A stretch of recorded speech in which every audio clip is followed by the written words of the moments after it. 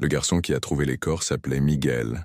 Il avait 12 ans et habitait à environ 15 minutes à pied de l'entrée principale du parc d'État. C'était un matin de juillet comme les autres, avec ce froid humide qui collait aux vêtements, et il voulait juste récupérer le cerf-volant que le vent avait emporté dans les bois. Il y était déjà entré d'autres fois, même en sachant que sa mère n'aimait pas. Cette fois, ce fut différent. Il a raconté qu'il avait vu quelque chose d'étrange. Par terre comme un tas de feuilles qui semblaient avoir une forme humaine. Mais ce qui l'a vraiment fait courir, c'est l'odeur. Une odeur forte, douce et putride, qui lui est restée collée à la gorge pendant des heures. Quand il est rentré à la maison, en pleurs, sa mère a appelé le 190 pensant que c'était une exagération, mais a quand même transféré l'appel. À 10h45, la centrale du COPCAD a enregistré l'appel et l'a transmis au DHPP. Quand l'équipe est arrivée, vers 11h20, la première voiture de la police militaire avait déjà isolé une partie du chemin. Le sentier était étroit, glissant, plein de racines. La clairière se trouvait à environ 50 mètres à l'intérieur des bois, assez loin pour que les cris ne s'échappent pas, et assez près pour que quiconque connaissant le terrain puisse y arriver sans trop d'efforts. Les policiers ont commenté à voix basse l'état des corps, avant même que les experts ne commencent à travailler. L'un d'eux a vomi en voyant de près. Ce qui a le plus attiré, l'attention, outre la violence, c'était la disposition. Les deux femmes étaient côte à côte, mais pas comme si elles étaient tombées. C'était comme si quelqu'un avait décidé de les laisser ainsi, comme si c'était important. L'experte Ana Lucia semblait ébranlée, même avec des années d'expérience. Elle a dit n'avoir jamais vu de marque de morsure de cette façon, même dans des cas d'attaque animale. La victime 1 était partiellement couverte de feuilles sèches et de petites branches. Il était visible que quelqu'un avait tenté de cacher le corps, mais sans hâte ni soin, comme s'il savait que personne ne le trouverait facilement. Les membres étaient dans une position étrange, les bras repliés en arrière et les jambes désalignées. Le visage était frappant. Malgré la décomposition, on pouvait encore percevoir une certaine expression de douleur. Les dents de devant avaient une teinte rosée, ce que l'experte a expliqué comme étant courant dans les cas d'asphyxie. Les marques sur le cou étaient profondes, comme si elle avait été étranglée à main nue ou avec quelque chose de très serré. Mais ce qui était le plus dérangeant, c'étaient les morsures. Il y en avait plusieurs. Sur la cuisse, l'épaule, le bras. Certaines faites de son vivant, d'autres après la mort. Ana Lucia n'a rien voulu affirmer sur place, mais l'a noté avec insistance dans le rapport préliminaire. La deuxième femme se trouvait à 1 mètre de là, mais son corps avait déjà été bien plus consommé par le temps et les animaux. Il y avait des os apparents, principalement au niveau des côtes et du visage. Il était difficile d'identifier l'âge ou toute caractéristique physique sans examen. Ce qui restait des vêtements était déchiré en lambeaux, et la culotte était partiellement enfouie dans la boue à proximité, comme si elle avait été arrachée avec force. Autour du cou, un morceau de sangle de sac noué comme un garrot improvisé. L'état avancé de décomposition empêchait de connaître la cause exacte de la mort sur place, mais la symétrie avec la V1 était perturbante.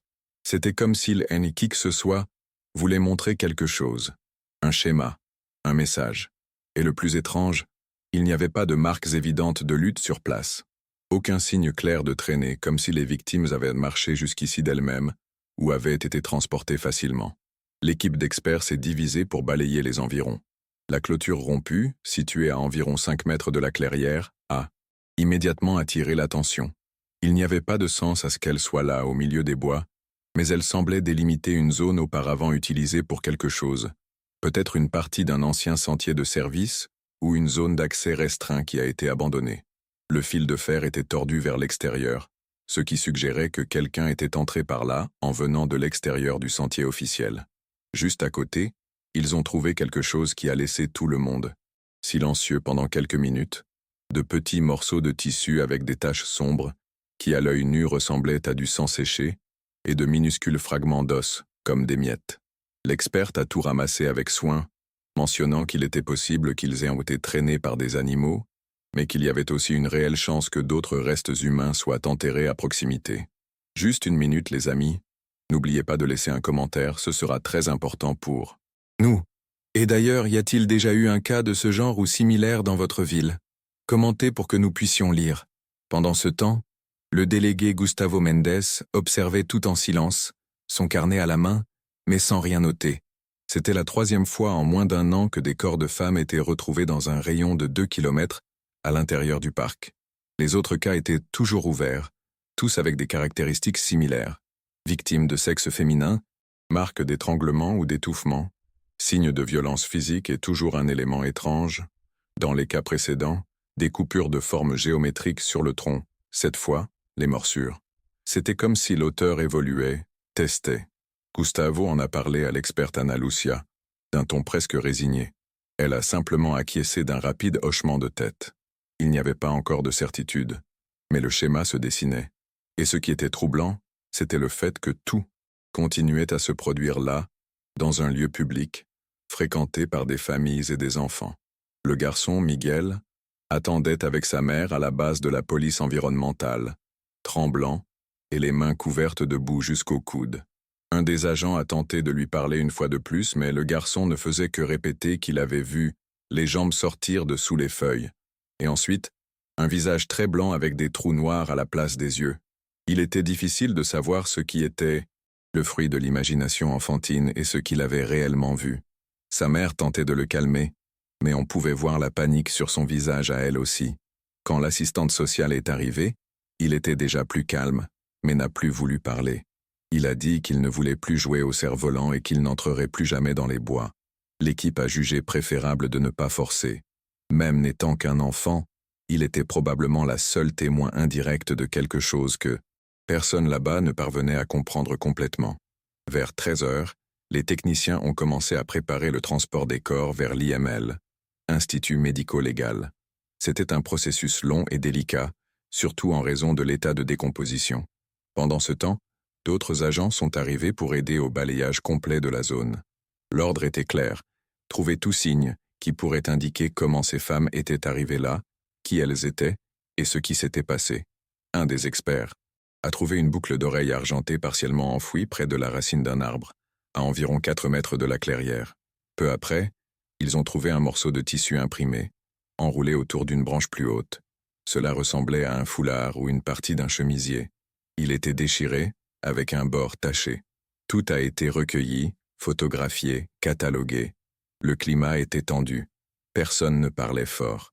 C'était comme si le bois lui-même écoutait. Vers 14 heures, tandis que l'équipe finalisait la collecte des preuves, une des agentes civiles a tiré le délégué à part. Elle avait fait une vérification rapide des registres de disparition des derniers mois et avait remarqué quelque chose qui ressemblait à plus qu'une coïncidence. 2 femmes disparues, toutes deux entre 25 et 30 ans, avec des profils similaires, brunes, minces, et toutes deux avaient mentionné, avant de disparaître, dans des messages à des amis, qu'elles allaient rencontrer un homme qui leur avait promis une opportunité de travail dans la photographie. Dans l'un des messages, l'une d'elles avait même envoyé une capture d'écran de son profil Instagram, mais le profil n'existait plus. La déléguée responsable de l'affaire précédente l'avait mentionné dans un rapport, mais comme rien n'avait été trouvé à l'époque, l'enquête avait été ralentie. Maintenant, cela revenait en force. Les dates correspondaient, et l'apparence des victimes, le peu que l'on pouvait voir, aussi. À ce stade, le délégué Gustavo avait déjà une suspicion claire. Qui que ce soit qui faisait cela était en train de chasser.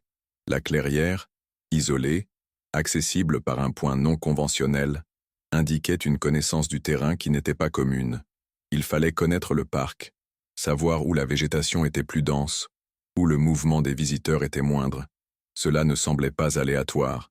Et si lui, l'agresseur, avait déjà utilisé cet endroit auparavant, il était probable qu'il l'utiliserait à nouveau. Un piège, une zone de dépôt, un endroit où personne n'allait par hasard, sauf peut-être un enfant courant après un cerf-volant. Cette idée a profondément troublé Gustavo. La notion que cela pouvait se produire depuis beaucoup plus longtemps qu'il ne le savait, et que sans le hasard de Miguel, il n'aurait peut-être jamais rien trouvé. Lorsque les corps sont arrivés à l'IML en fin d'après-midi, les experts étaient déjà prêts pour un long travail. Malgré la décomposition avancée, ils ont réussi à prélever des échantillons d'ADN viables sous les ongles de la victime 1 et des dents de la victime 2. Des résidus de peau ont également été trouvés sous les ongles de la V1, ce qui indiquait une tentative de défense. L'analyse ultérieure confirmerait qu'elle avait griffé l'agresseur. C'était un petit détail mais important. Cela montrait qu'à un moment donné, elle avait réagi. Les techniciens ont isolé ce matériel en priorité. Autre chose a attiré l'attention. L'arcade dentaire de la V2 correspondait au dossier d'une jeune femme disparue il y a environ 6 semaines. On ne pouvait pas être sûr à 100% sans examen plus approfondi, mais l'intuition était forte. La police préparait déjà le contact avec les familles pour une éventuelle reconnaissance. Pendant ce temps, l'équipe de terrain est retournée au parc avec des chiens pisteurs. L'idée était de balayer un rayon de 200 mètres autour de la clairière.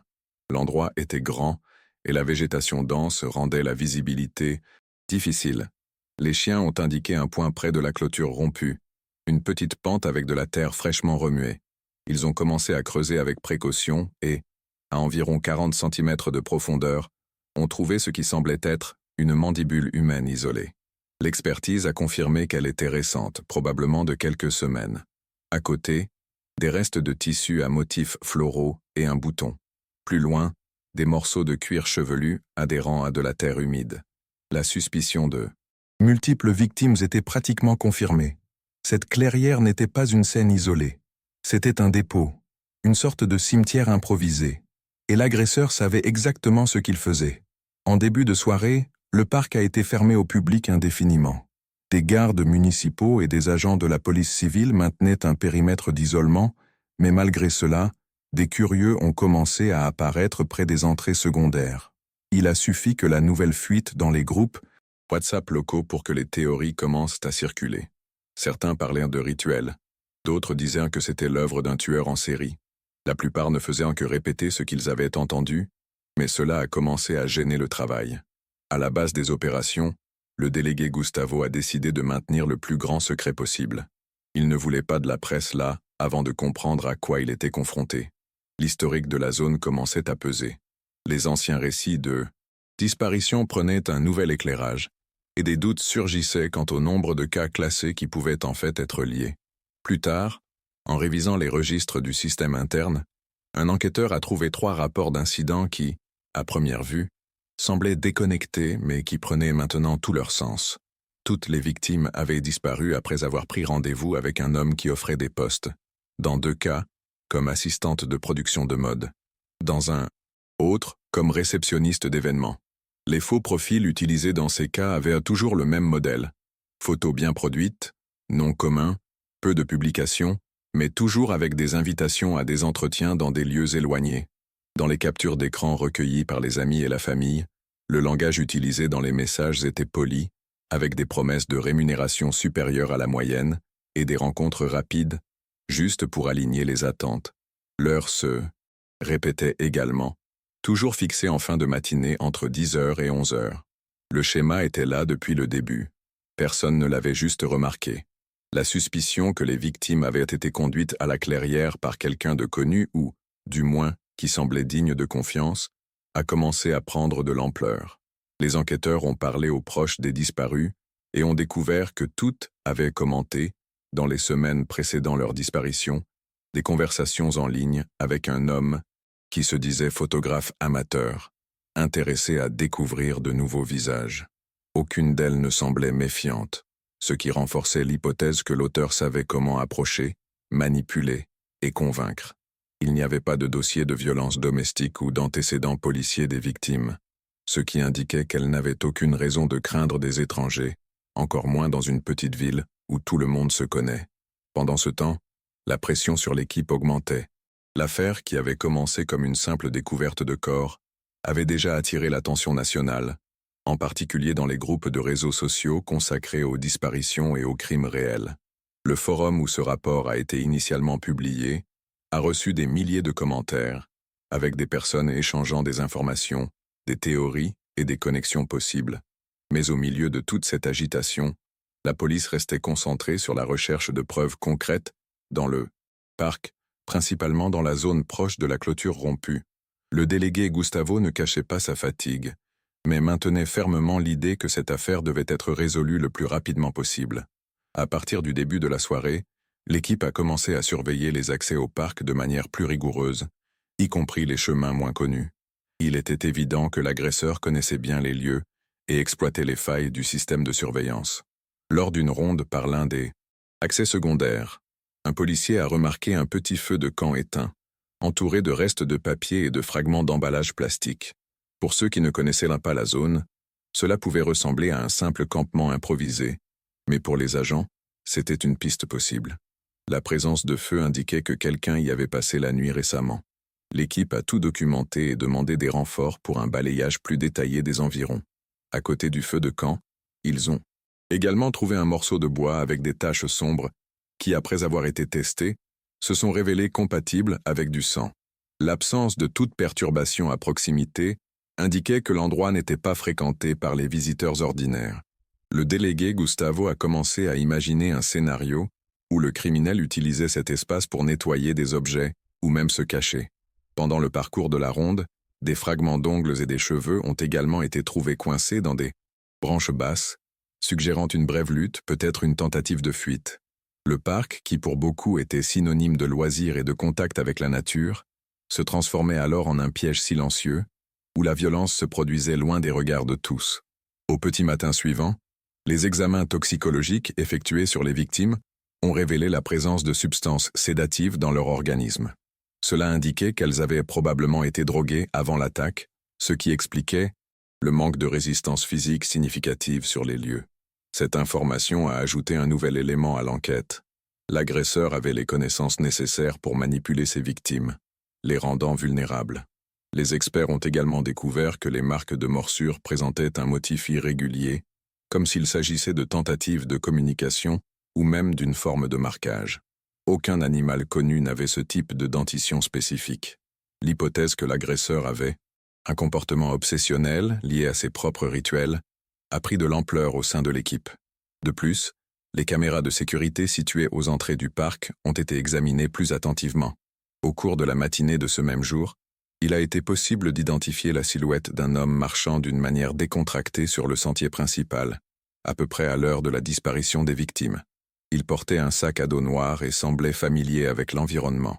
Bien que l'image ne soit pas assez claire pour une reconnaissance immédiate, le profil physique correspondait aux descriptions faites par les survivants d'autres cas qui avaient signalé des rencontres avec un homme similaire. La police avait maintenant une piste plus concrète pour tenter de découvrir l'identité de l'agresseur.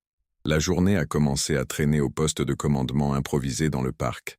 Pendant que les enquêteurs tentaient de connecter les pièces du puzzle, l'un des agents a reçu un appel, anonyme, qui a apporté un nouvel élément à l'histoire. La voix à l'autre bout a parlé doucement, avec peur, disant que ce n'était pas le premier endroit où cela arrivait, et qu'il y avait d'autres corps enterrés dans une partie encore plus isolée des bois, une zone connue seulement des habitants anciens et des chasseurs. Il a refusé de donner des détails et a raccroché avant d'être identifié. Le délégué Gustavo a noté l'information, mais savait qu'il avait besoin de preuves pour agir. C'était une autre piste difficile, qui exigeait de la prudence pour ne pas perdre de temps ni générer une panique inutile. L'équipe est retournée sur le terrain pour effectuer une fouille dans la zone indiquée, une région à végétation dense et au terrain accidenté, presque inaccessible à la plupart des visiteurs. En creusant à un endroit indiqué par l'un des agents, ils ont trouvé des restes qui semblaient appartenir à un animal, mais, après une première analyse, ont confirmé qu'il s'agissait d'ossements humains. Il n'y avait aucun doute. Là, il pouvait y avoir une autre victime. Le sentiment parmi les enquêteurs était qu'ils étaient face à quelque chose de beaucoup plus grand qu'ils ne l'imaginaient, et que l'agresseur n'était pas seulement violent mais prudent en essayant de cacher ses traces. La forêt semblait cacher des secrets que personne ne voulait voir. Alors que la nuit tombait, l'ambiance au poste de commandement devenait de plus en plus tendue. Le silence n'était interrompu que par le son des radios et le bruissement des arbres alentours. Certains policiers ont commencé à se demander si ce ne serait que le début d'une série de découvertes horribles. Le délégué Gustavo, cependant, tentait de garder son calme et son organisation. Il savait que s'il paniquait, l'enquête risquait de s'égarer. Son expérience de plusieurs années dans des affaires complexes l'aidait à rester concentré, même face au mystère et à la violence inhabituelle auxquels ils étaient confrontés. Mais le doute était constant. Combien de femmes étaient encore portées disparues et combien pourraient encore être en vie? L'impact psychologique sur l'équipe était également visible. Beaucoup d'agents étaient jeunes, certains à leur première grande affaire. Le contact direct avec la scène de crime La décomposition des corps et les détails troublants provoquèrent des réactions allant du silence absolu à l'agitation. Il y en avait qui, pendant les moments de repos, regardaient les bois comme s'ils s'attendaient à voir quelque chose bouger. La sensation d'être observé n'était pas de la paranoïa, c'était le fruit de la réalité du lieu. Tous savaient qu'ils avaient affaire à quelqu'un qui se cachait là, très près, et qui pouvait attaquer à tout moment. Le lendemain matin, les équipes ont de nouveau examiné le parc avec plus de ressources, y compris des drones pour survoler la zone difficile d'accès. Les images aériennes ont révélé une série de sentiers plus petits et, presque invisibles, qui traversèrent la forêt dense en direction de points isolés, certains très proches de la clairière, où les corps ont été trouvés. Les experts ont émis l'hypothèse que l'agresseur pourrait utiliser ces chemins pour éviter d'être vu et transporter les victimes ou les objets liés au crime.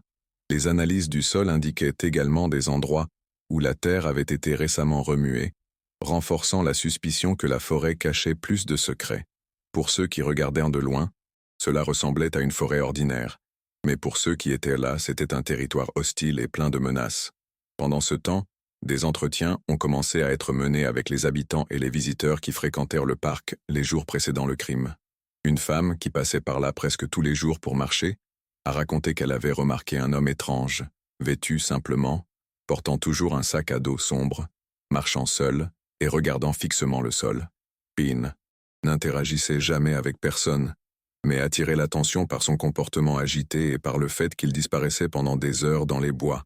D'autres ont signalé avoir vu des signes de feux de camp récents et des restes de campements improvisés.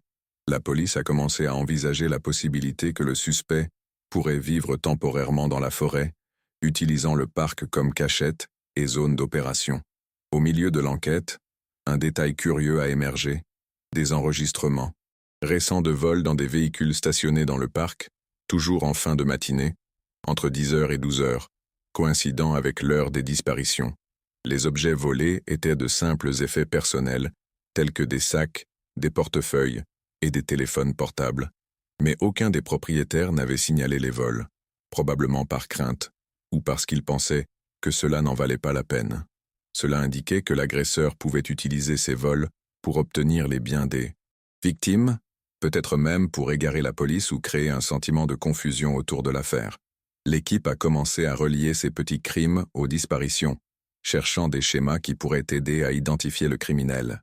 De plus, des traces d'une petite tente récemment démontée ont été trouvées dans une clairière près du sentier principal.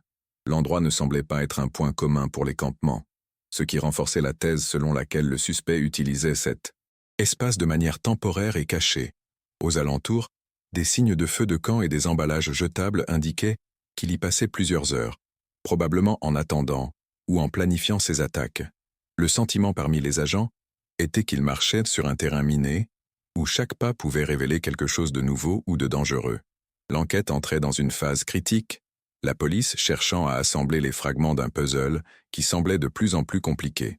Avec l'avancement des analyses à l'IML, de nouvelles informations ont commencé à émerger sur les victimes. L'expertise a identifié que les deux avaient subi des traumatismes contondants au crâne, probablement causés par des objets lourds, ce qui aurait pu provoquer la mort avant même l'étranglement ou l'étouffement. La séquence des blessures suggérait une lutte, un dernier effort pour survivre qui s'est avéré fatal.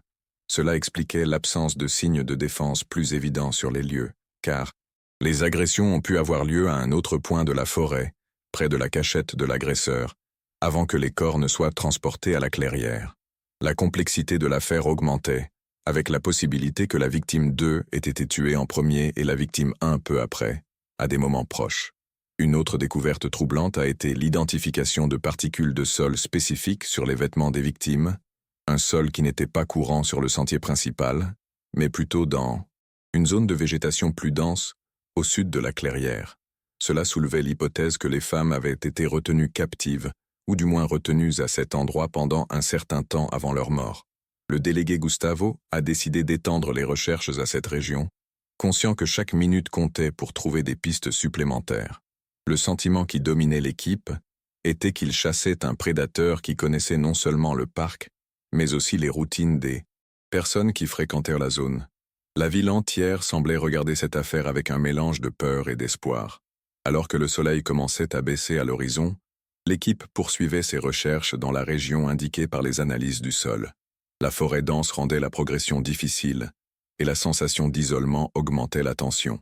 À tout moment, le silence pouvait être brisé par un bruit inattendu, un craquement de branches ou le son lointain d'un animal sauvage. Les enquêteurs étaient attentifs aux moindres détails, des marques sur les troncs d'arbres aux restes d'objets personnels. À chaque pas, l'idée qu'ils pourraient trouver plus de victimes ou même le suspect augmentait l'appréhension. Malgré la fatigue, personne ne voulait abandonner. C'était un jeu de patience et de précision, où chaque erreur pouvait coûter cher. Au milieu de la marche, l'un des agents a trouvé un vieux sac à dos, partiellement enterré sous des feuilles sèches. L'objet semblait déplacé, et une fois ouvert, a révélé des effets personnels qui ne figuraient pas parmi ceux des victimes déjà identifiées: un portefeuille, avec de faux documents, un petit couteau avec des marques de rouille, et un carnet avec des notes incomplètes, et des gribouillis qui, pour certains, ressemblaient presque à des codes. La découverte a généré une nouvelle vague de spéculation au sein de l'équipe. Le carnet a été collecté pour analyse, et le couteau envoyé pour expertise. Tout indiquait qu'ils avaient affaire à un criminel méthodique et organisé, qui ne laissait pas facilement de traces. Le mystère ne faisait qu'augmenter. La pression sur l'équipe ne faisait qu'augmenter au fil des heures. La police civile savait que le temps était un ennemi dans de tels cas. Chaque heure qui passait sans une piste définitive augmentait le risque de nouvelles victimes et rendait plus difficile l'identification des corps retrouvés. Le délégué Gustavo a demandé des renforts pour étendre le périmètre de recherche et a sollicité un soutien psychologique pour les agents impliqués, qui montraient déjà des signes clairs de stress. Beaucoup d'entre eux traitaient des cas similaires pour la première fois, et l'exposition directe à la brutalité du crime laissait des traces. Au milieu de toute cette tension, le désir de justice et de réponse était ce qui maintenait le groupe uni et déterminé. En parallèle, la communication avec les familles des victimes a été intensifiée. La reconnaissance formelle n'avait pas encore eu lieu, mais les proches commençaient déjà à être informés des découvertes, ce qui générait un mélange de désespoir et de soulagement. L'équipe recevait également des signalements d'autres disparitions qui, jusqu'alors, n'avaient pas été associées à l'affaire. Le sentiment était que le réseau de l'agresseur était plus vaste qu'on ne l'imaginait.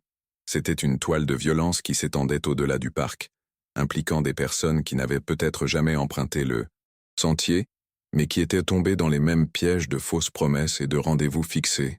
Le défi de tout démêler semblait plus grand chaque jour.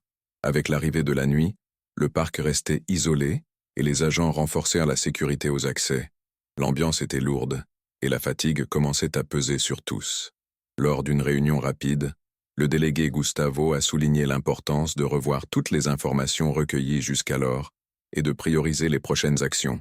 Il a insisté sur le fait que la collaboration de la population serait fondamentale pour avancer et a demandé que toute information, même minime, soit communiquée immédiatement.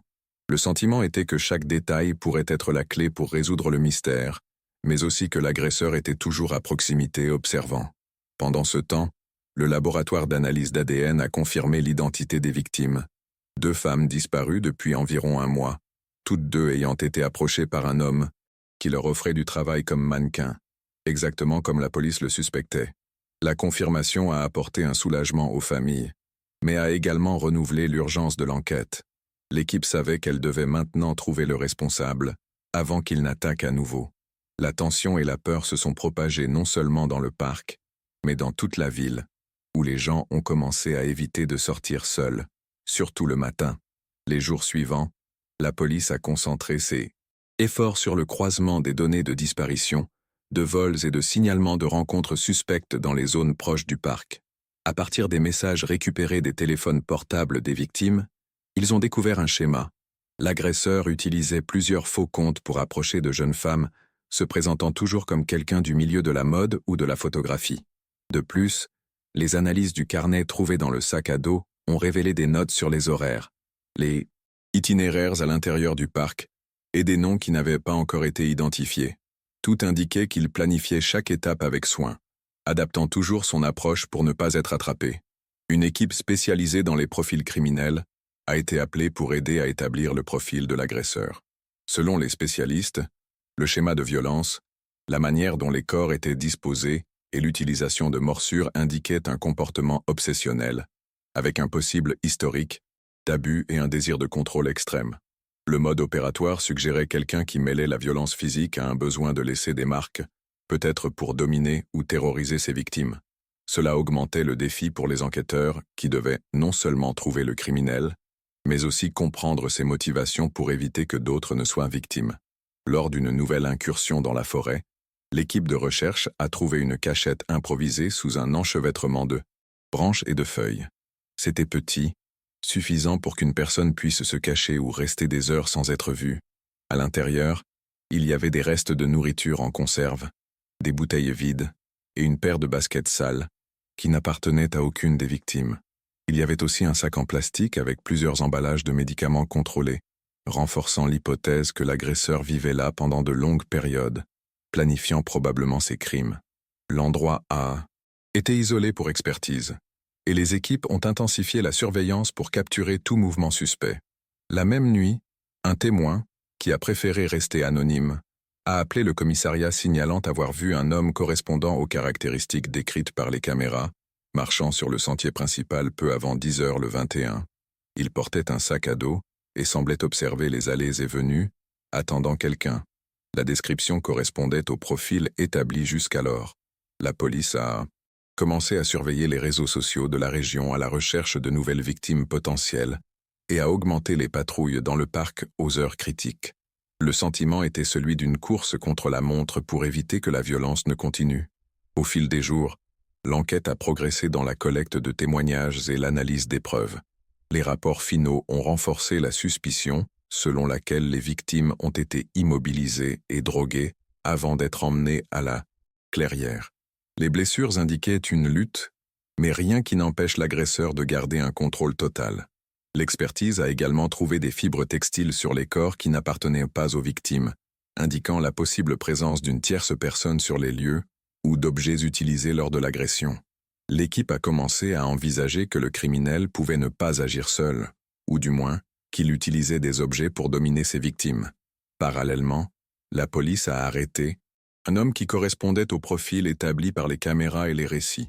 L'arrestation a eu lieu dans une maison isolée de la ville, où des effets personnels reliant le suspect au crime ont été trouvés, tels que des vêtements tachés et un téléphone portable avec des messages échangés avec les victimes.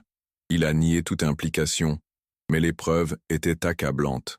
L'arrestation a apporté un soulagement momentané à l'équipe, mais des doutes subsistaient quant à savoir s'il agissait seul et combien de victimes pourraient exister au-delà de celles trouvées. L'enquête se poursuivrait, maintenant avec un objectif plus clair, mais encore loin de réponse complète. L'interrogatoire du suspect a révélé un homme calme, presque indifférent, qui a admis avoir rencontré les victimes, mais a nié être l'auteur des homicides. Il a affirmé que les femmes s'étaient enfuies et qu'il les avait seulement conduites au parc, leur promettant un travail qui n'a jamais existé. Cependant, les contradictions dans sa déposition ont commencé à s'accumuler, et les examens médico-légaux liés aux objets trouvés à son domicile ont indiqué sa présence près de la scène du crime le jour des meurtres. Le délégué Gustavo, avec le poids de la responsabilité, savait qu'il avait besoin de preuves plus concrètes pour clore l'affaire, car la population et les familles des victimes réclamaient justice. Pendant ce temps, des analyses plus approfondies des fragments trouvés dans la clairière ont mis en évidence la possibilité que d'autres corps soient enterrés dans des endroits encore non découverts à l'intérieur du parc. L'équipe de recherche a intensifié son travail dans des zones reculées, mais le terrain difficile et le temps ont commencé à jouer contre eux. L'affaire a eu un retentissement national, plaçant le parc et la ville au centre de l'attention, avec des spécialistes et des journalistes qui réclamaient des réponses rapides. Le sentiment parmi les enquêteurs était que, même si un suspect était arrêté, le mystère et la terreur de ce jour n'avaient pas encore été entièrement élucidés. L'avancement des enquêtes a révélé que, bien que le suspect soit emprisonné, il n'y avait pas encore de lien définitif entre lui et tous les crimes survenus dans le parc. Les preuves suggéraient la possibilité d'un complice ou même d'une autre personne agissant en parallèle, utilisant la même zone pour ses propres crimes. Cela augmentait la complexité de l'affaire et le sentiment d'insécurité dans la ville. La police a décidé d'intensifier la surveillance et les patrouilles, en plus de maintenir un groupe de travail dédié à la recherche de nouvelles victimes et de preuves. Au cours des semaines suivantes, Des récits d'habitants ont commencé à émerger, parlant de bruits étranges venant des bois pendant la nuit, d'ombres qui passaient rapidement entre les arbres et de rencontres suspectes près du parc. Malgré la peur croissante, de nombreuses personnes tentaient de continuer leur routine, bien qu'elles évitent les zones isolées. Le délégué Gustavo savait que la tension était loin de diminuer et que l'affaire pourrait traîner encore longtemps. Mais, pour lui et son équipe, la priorité était claire: protéger la communauté et éviter que d'autres tragédies ne se produisent dans ce lieu qui, il n'y a pas si longtemps, n'était qu'un espace de loisirs. Des mois plus tard, l'affaire restait officiellement ouverte, sans issue définitive. Le suspect arrêté attendait son jugement, mais de nouvelles preuves indiquaient qu'il n'était pas le seul impliqué, ni nécessairement le principal responsable des crimes. La police maintenait une patrouille constante dans le parc, installant des caméras et des barrières pour empêcher l'accès aux zones les plus dangereuses. Les habitants ont créé des groupes de surveillance communautaires, essayant de se protéger mutuellement du sentiment de danger qui ne disparaissait pas. Le récit de ce jour, 21 juillet 2025, est resté gravé dans la mémoire de la ville comme un mystère incomplet, une blessure ouverte qui semblait rappeler à tous que le mal peut se cacher dans des lieux communs, dans les détails que nous ignorons, dans les rencontres que nous acceptons sans réfléchir. Encore aujourd'hui, ceux qui fréquentent le parc évitent certains sentiers et redoublent de vigilance, sachant que le danger, même invisible, est là, entre les arbres et le silence de la forêt.